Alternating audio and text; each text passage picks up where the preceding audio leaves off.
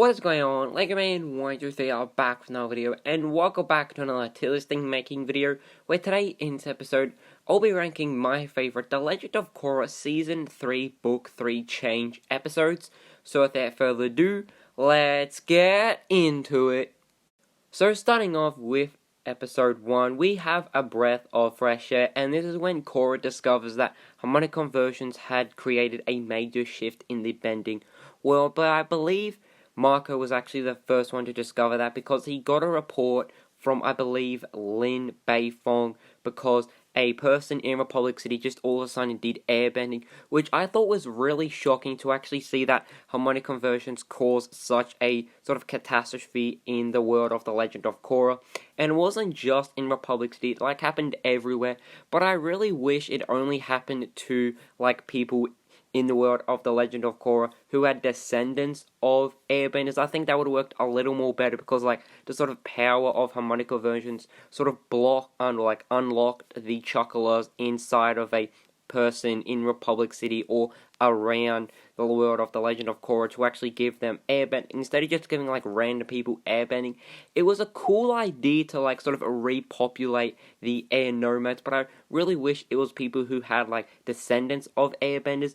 So for that, I might put it in first position for amazing, because we did get introduced to Zahir, I believe, who was actually locked up in this pretty secure jail cell from the White Lotus, and then he actually did get airbending, which I thought was definitely pretty interesting. The next episode is Rebirth, and this is when Korra and Team Avatar set out to rebuild the Air Nation. I believe Tenzin went, also I think Janora went, and then maybe Miko and Ika, but I'm not 100% sure on them. And I thought this was a really cool montage of them just traveling over the world of The Legend of Korra and Avatar The Last Airbender in this really cool montage where they would knock on someone's door, explain who they are because they do have airbending, and then basically the people would either reject them and say, I don't want that, or oh sure, I'll join. It was really cool to actually see that happen, Tenzin explaining it to them, and people were rejecting it, which I think was really sad because they had something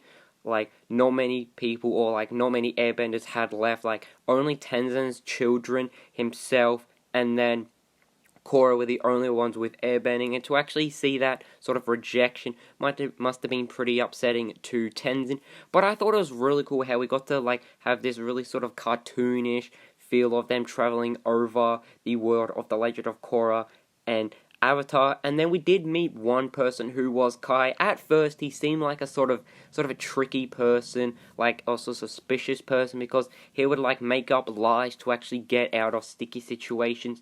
At first I was are they really gonna recruit this sort of person on their team? But then after a while, which we'll get to soon as we go through the different episodes, he starts to actually warm up, and he does become a pretty reliable person in the Air Nomads. So for that, I might possibly put it into maybe first position in perfect, because I really liked at first how Marco was I wouldn't say hated him, because that's a pretty strong word, but he really didn't feel too confident in Kai being on the Team Avatar or even being an Air Nomad. So I really did like that sort of relationship they did have. And then episode 3, we have the Earth Queen, and this is when Team Avatar traveled to Ba Sing Se in search for airbenders, because I believe they got a call, not a call, they got a report that there were a bunch of airbenders in Ba Sing Se, and it was so awesome to actually go back to Ba Sing Se, and it was still such a beautiful place.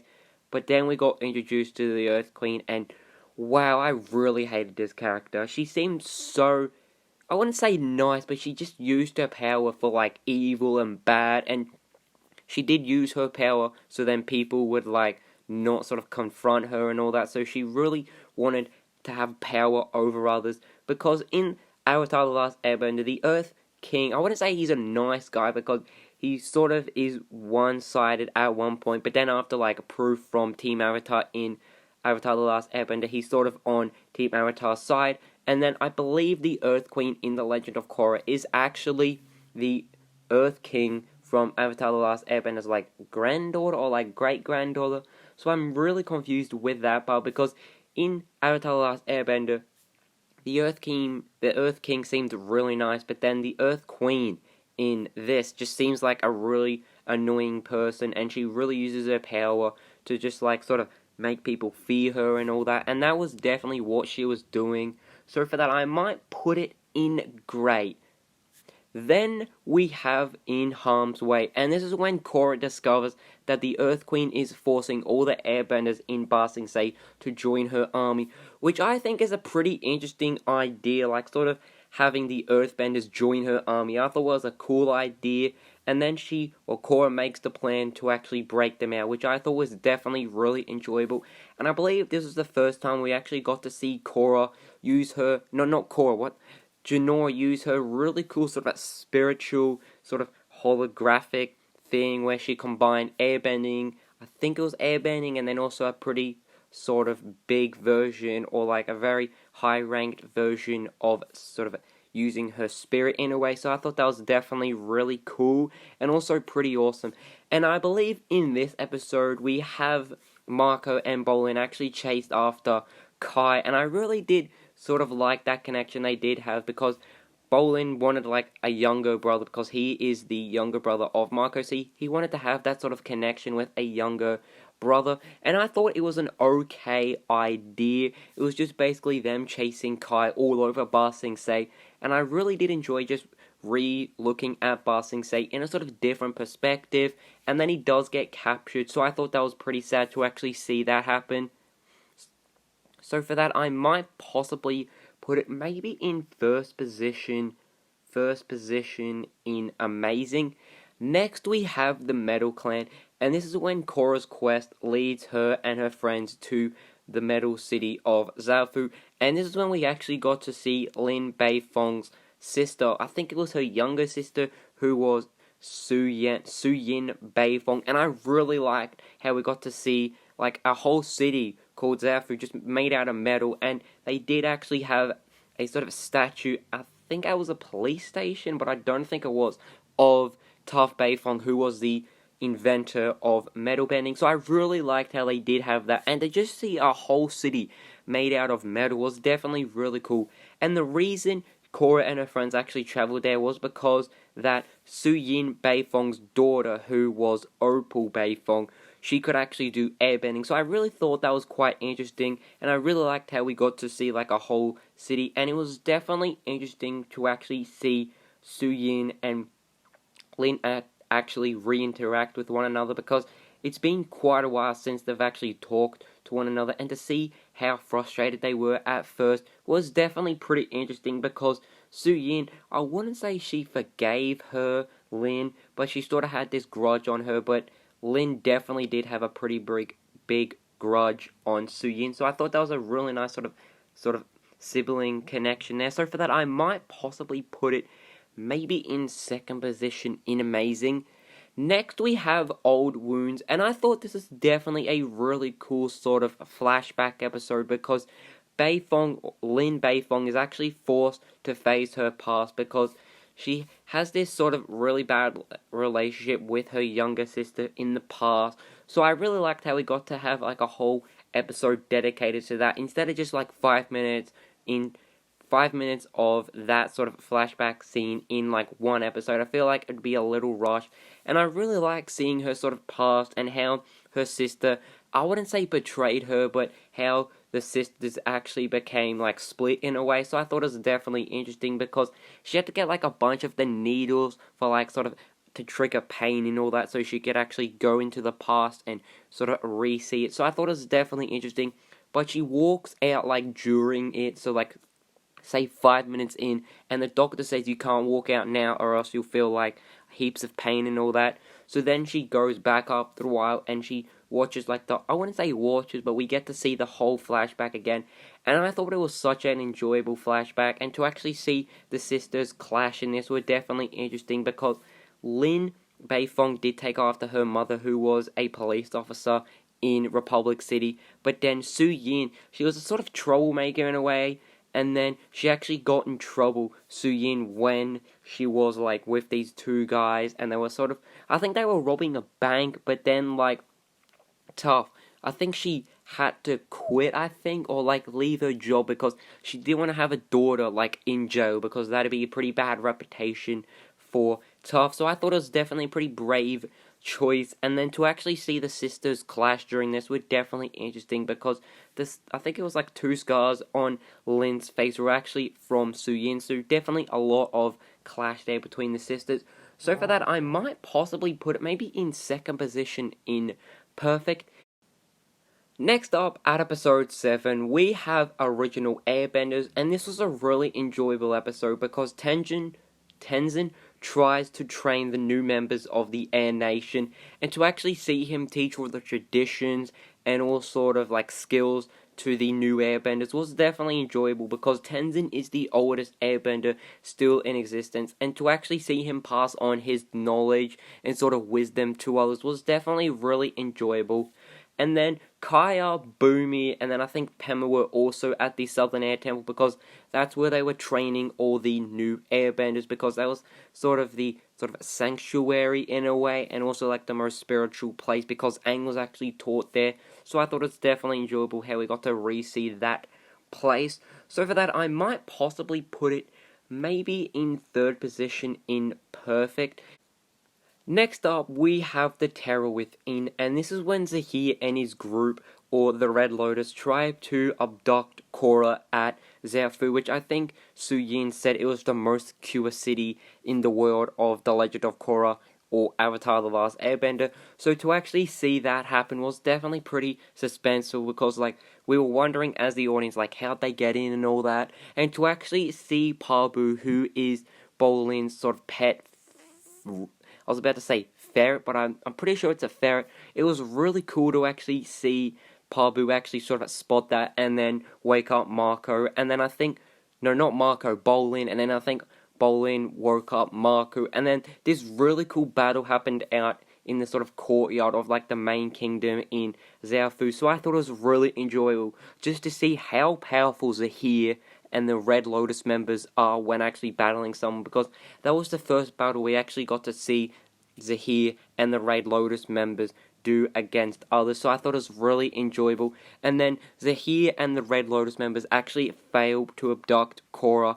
And then later on, there's like this whole part where the sort of members of Team Avatar, Suyin and I think Lin, they begin to question like the guards who are on watch, because as Suyin said, it was the most secure city in the world. So I thought it was really enjoyable with this sort of part here, because we learn that there is one member of the guards who actually let them in, but then we were actually mistaken by that, because the most trusted person to Suyin, who I think is like this person who can sort of do a lie detector almost thing, because he feels when people lie, sort of very similar to Tough, where like she could basically touch him or like touch something near to them and she can actually know if they're lying. So he actually did this really cool thing, but then the audience are actually quite shocked when we learn that the person who can do all the lying stuff, he was actually the one who did it. So it was really cool to actually see that happen, and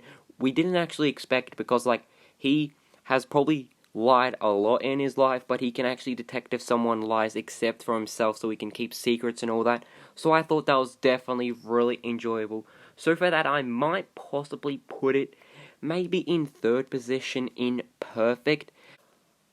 Next up, at episode 9, we have the Stakeout, and this is when Team Avatar go to this sort of remote village, because I believe the person who was like the lie detector guy in the previous episode, very sorry that I've forgotten his name, I think he actually got away and he went to this remote village, so then Team Avatar actually followed him. So I thought it was definitely really cool how that did happen. And then the Stakeout part was that Team Avatar, they actually got this sort of small, I think it was like 2-bed sort of cabin in like this sort of hotel place, and then across from them was actually the lie detector guy. So they were just like waiting for him to actually leave, because they learned in the previous episode that the lie detector guy was actually working for Zahir and the Red Lotus members, so they had to wait for him so they could strike at him.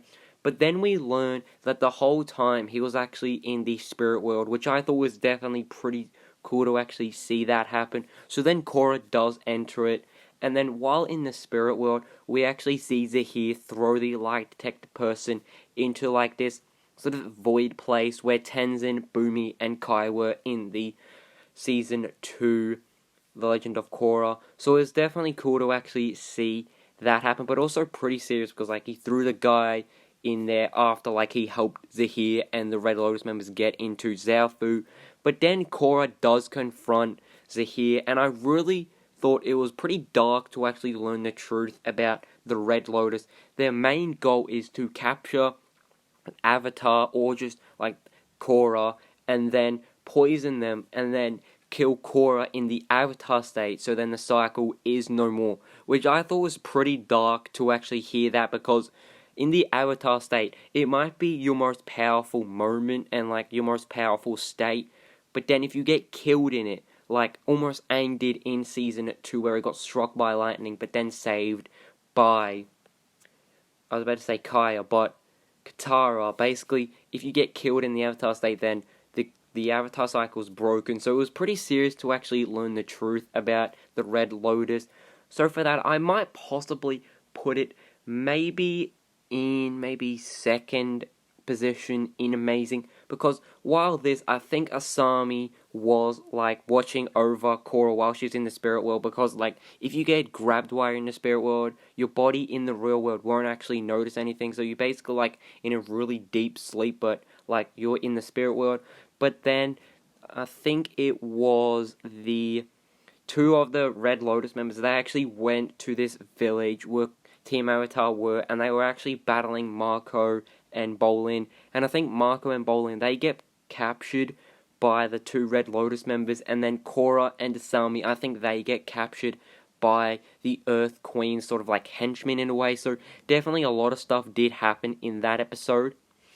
Then we have Long Live the Queen, and wow, this is quite the episode, because Asami and Korra are stranded in the desert because I'm not 100% sure what happened. I think they sort of like, their ship sort of crash landed with like a bunch of the sort of henchmen of the Queen in Ba Sing Se, and then Tenzin, Next up, at episode 10, we have Long Live the Queen, and this is when Asami and Korra get stranded in the desert, because I think their sort of blimp crashes into the sand after, I think they sort of destroy the controls and all that, because the Earth Queen's henchmen actually capture Korra and Asami, and they do this escape plan, but then it falls to pieces after they crash land into the desert.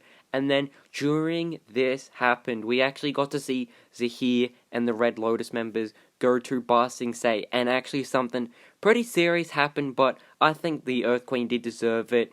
She actually began to lose her breath after Zahir did this pretty dark move on the Earth Queen, where he basically did this sphere around her, and like slowly as he was talking, took her breath away, like basically like sort of took the breath out of her. And to actually see that move, what no airbender would do, because they usually don't want to kill anyone. They don't want to do like serious moves, and to actually see Zahir do something like this after basically reading up basically everything about airbending was something pretty serious that he did that. And then the Earth Queen dies basically on the floor. I don't need to talk about it too much. And then he basically has this announcement over Ba Sing Se explaining the Earth Queen is dead, basically you could do whatever you want. And to actually see that happen was definitely pretty serious, because like then after a while, like basically the whole of Ba Sing Se was in chaos. So that was definitely pretty interesting. So for that, I might possibly put it maybe in maybe third position in amazing.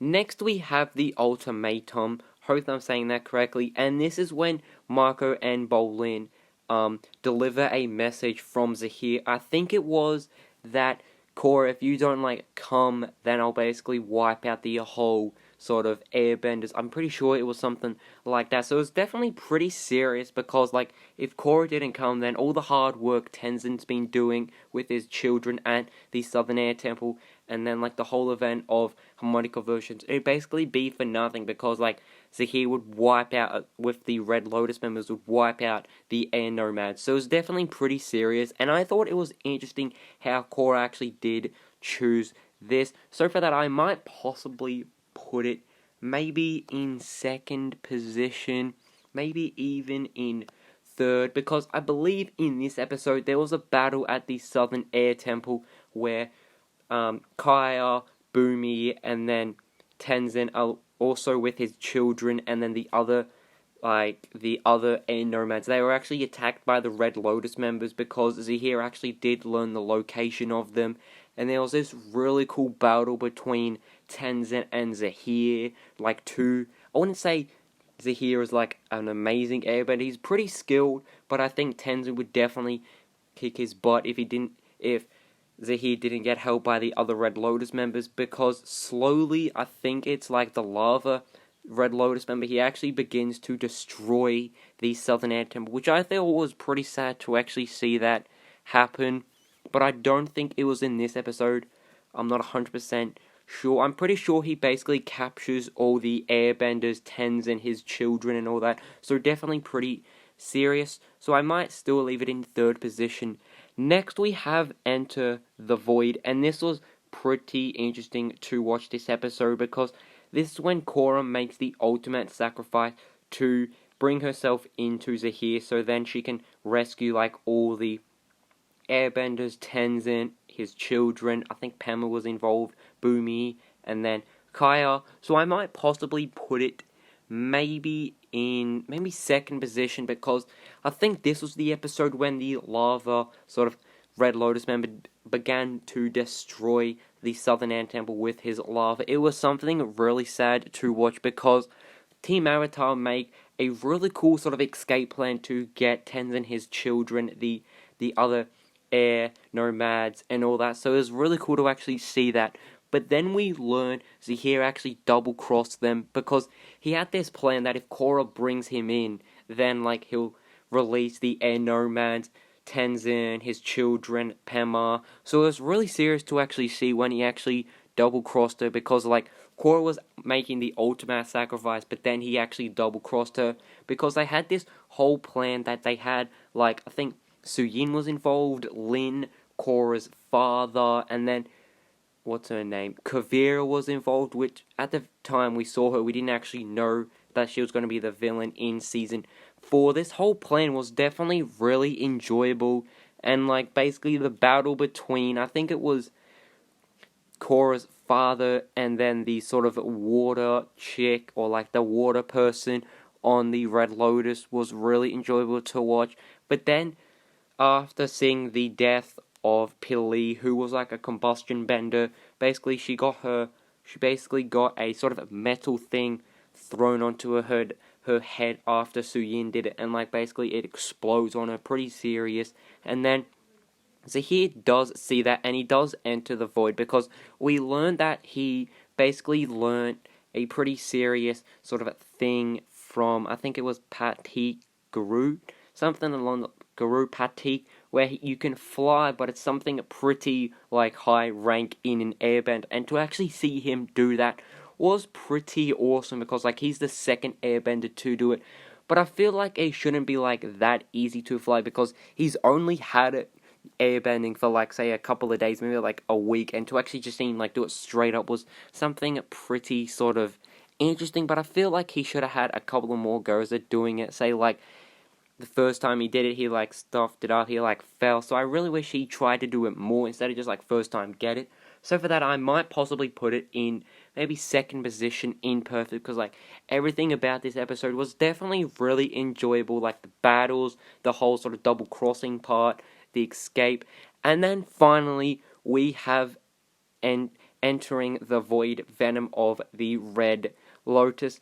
And wow, I'm just going to put this episode straight up in perfect. The whole thing was really enjoyable to watch. The battle between Zahir, Korra was pretty awesome because like Korra was sort of chained up by her legs and arms, so she couldn't like do any air bending or any elemental power. So it was really sort of a sad to see that happen. And then basically there was a sort of a mercury bender or just a sort of metal bender. I'm not 100% sure because like it was really cool to see some sort of bender who could do mercury because that was the poison they actually chose to make Korra go into the avatar state. And then as it entered her body, she's sort of shifting between the avatar state and just being herself. So it's really interesting to see that happen, and to actually see her fight the poison was something pretty dark to see that, but also really awesome. And then basically she kicks everyone's butt, like she kicks the sort of lava person, Red Lotus member,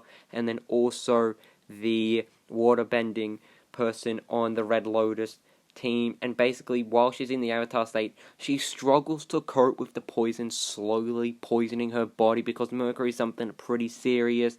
Basically the whole episode was definitely really perfect, and I'm not gonna say I'm glad, but I thought it was definitely a pretty amazing episode. And like the ending was definitely sad, because like I was about to say Iki, but Junora, she actually gets her tattoo on her head, which is the arrow.